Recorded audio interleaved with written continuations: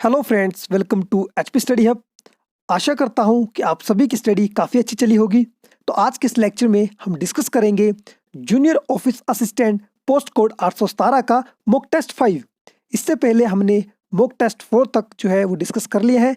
अगर आपने अभी तक वो लेक्चर नहीं देखे हैं तो प्लेलिस्ट में जाके आप उन लेक्चर्स को देख सकते हैं।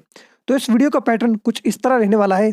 काफ़ी स्टूडेंट्स की डिमांड थी कि कंप्यूटर अवेयरनेस के यहाँ पे क्वेश्चन इंक्रीज किए जाएँ, तो हमने अब यहाँ पे 10 की जगह 15 यहाँ पे क्वेश्चन कर दिए हैं कंप्यूटर अवेयरनेस के, और स्टैटिक जीके के रहने वाले हैं 10 क्वेश्चन, जिसमें इंक्लूड है Himachal Pradesh and current affair.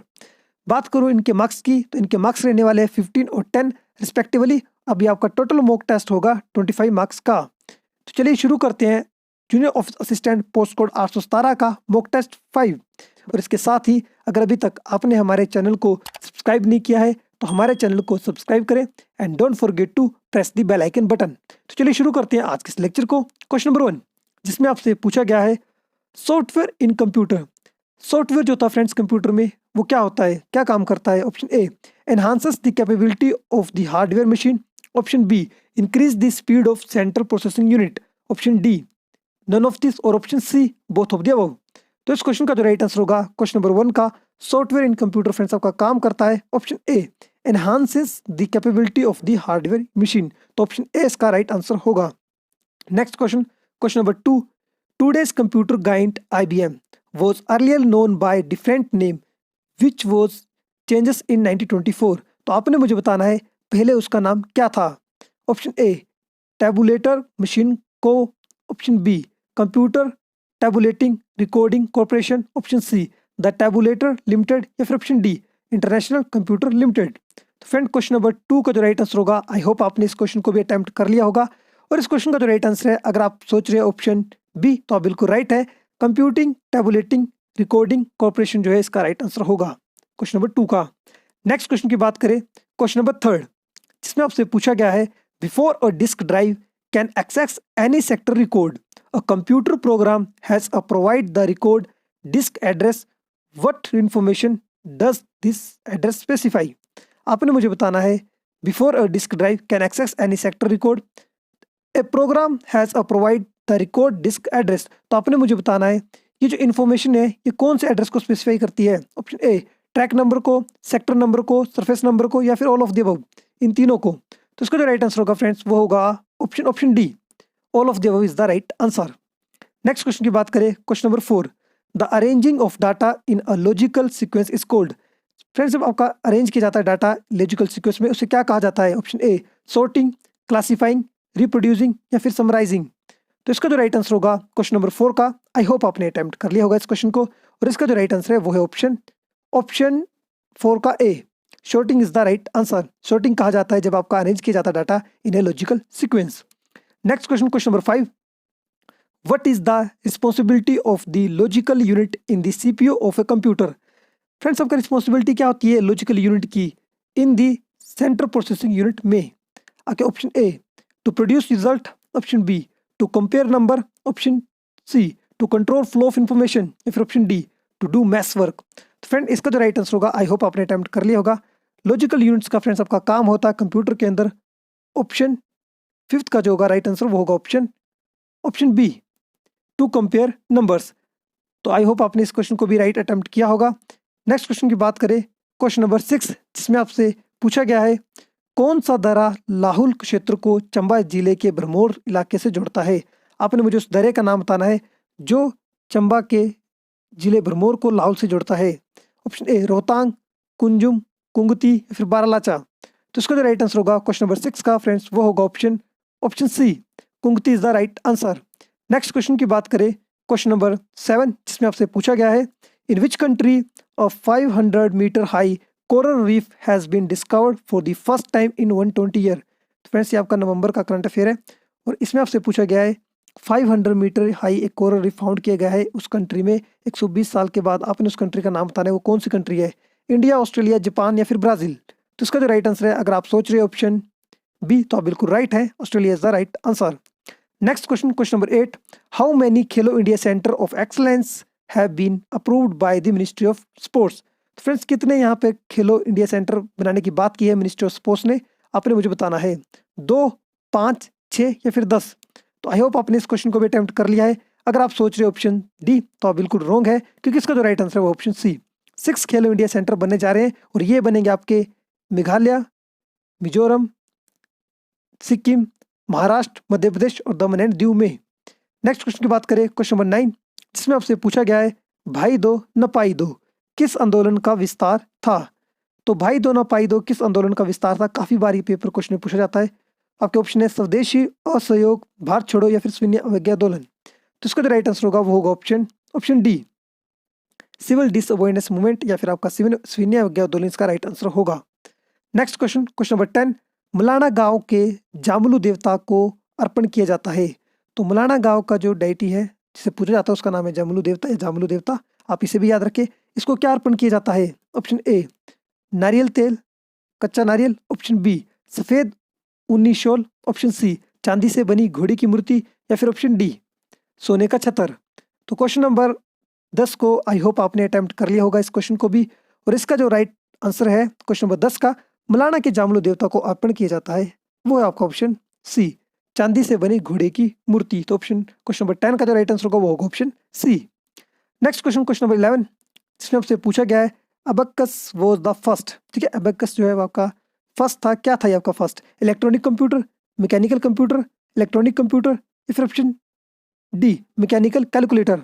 फिर ऑप्शन सी इलेक्ट्रॉनिक कैलकुलेटर है, मैंने गलती से इलेक्ट्रॉनिक कंप्यूटर बोल दिया था।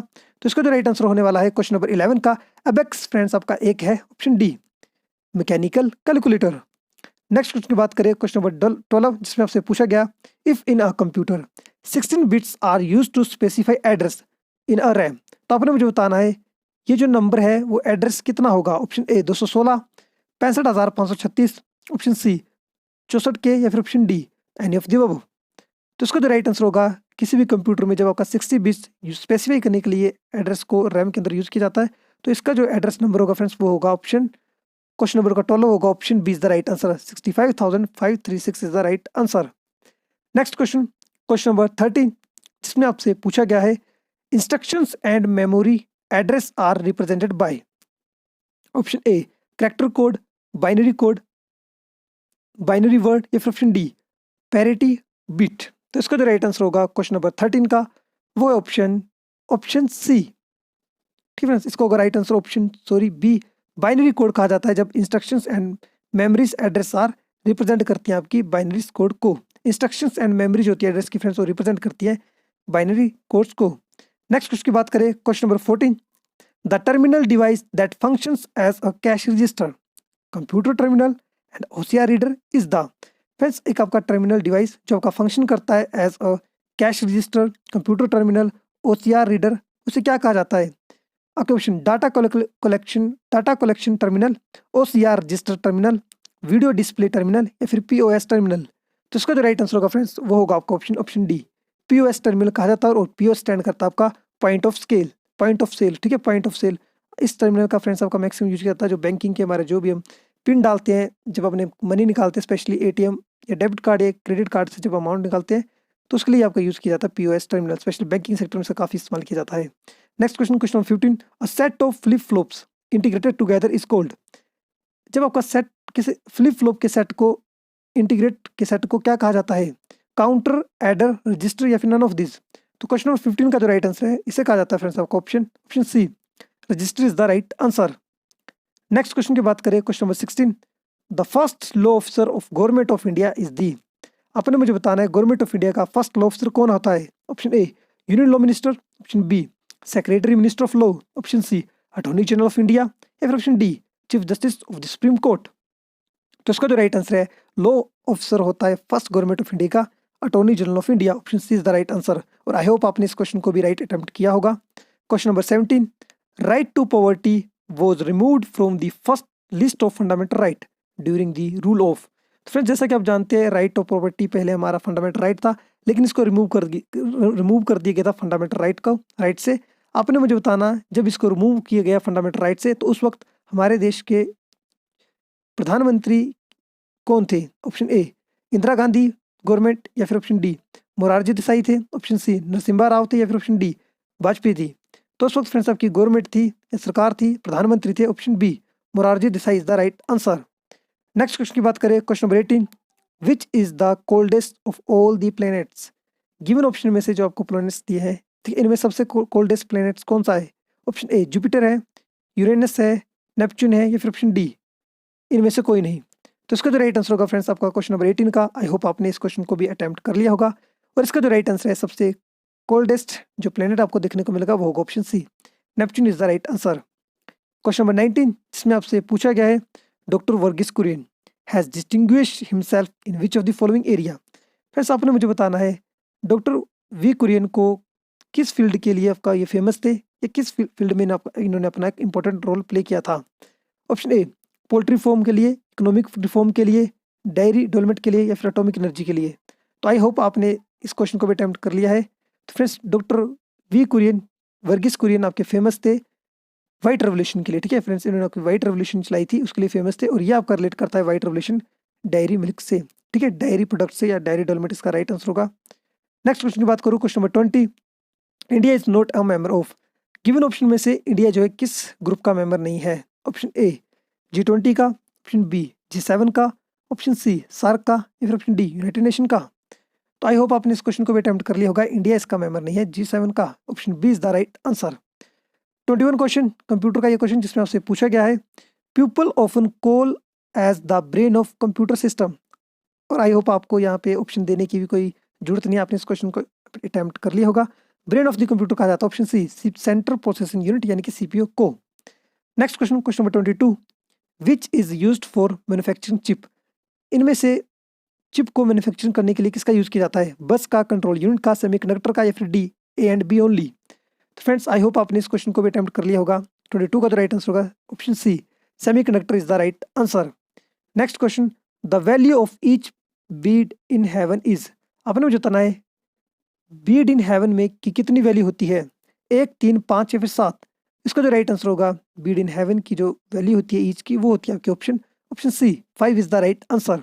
काफी इंपोर्टेंट क्वेश्चन है फ्रेंड्स, आपका एसएससी में ये क्वेश्चन पूछा गया था। Next question, question 24, the first computer introduce in Nepal was. आपने मुझे बताना है नेपाल में जो फर्स्ट कंप्यूटर इंट्रोड्यूस किया गया था उसका क्या नाम था?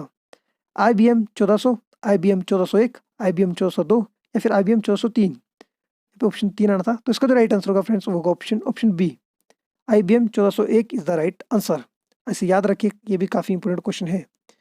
नेक्स्ट क्वेश्चन, क्वेश्चन नंबर 25 और आज के last question, mnemonic a memory trick is used in which of the following language. आपने मुझे बताना है मैनेमोनिक एक आपकी मेमोरी ट्रिक है, ये कौन सी लैंग्वेज के लिए में यूज की जाती है?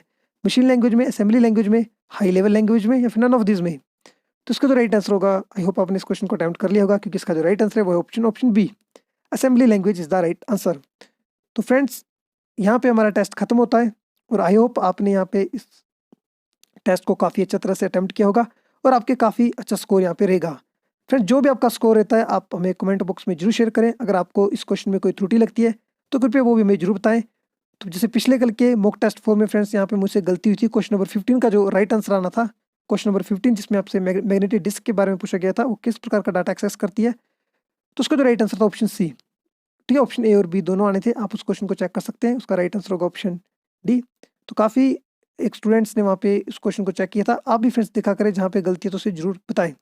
तो आई होप आपको ये लेक्चर काफ़ी अच्छा लगा होगा। अगर आपको ये लेक्चर अच्छा लगा तो अपने फ्रेंड्स के साथ जरूर शेयर करें। अगर आपको इस लेक्चर की PDF चाहिए तो आप हमारे Telegram group HP study hub को ज्वाइन कर सकते हैं, वहाँ पे आपको हमारे सभी लेक्चर की PDF मिल जाएगी। और इसके साथ ही अगर अभी तक आपने हमारे चैनल को सब्सक्राइब नहीं किया है तो हमारे चैनल को सब्सक्राइब करें, and don't forget to press the bell icon button. तब तक के लिए फ्रेंड्स अपना ख्याल रखें, सेफ रहे, मिलते हैं नेक्स्ट लेक्चर में। धन्यवाद।